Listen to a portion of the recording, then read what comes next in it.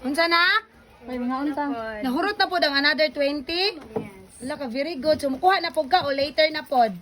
Later na pod. Later. Gihangak lagi ka. Oh.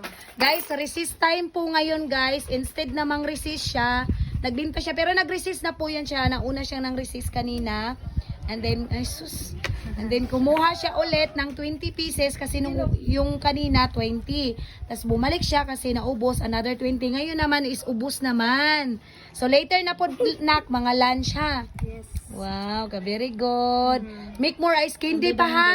Para more money pa ikaw. Okay? Ha? Pa. Ay, ka very good. Kaniyang halin. Mm. Sa mga maestra na palit ano. Mga maestra nagpalit ana. Oh, sa grade 1, sa grade 5. Unya unsay ingon nila sa ice candy?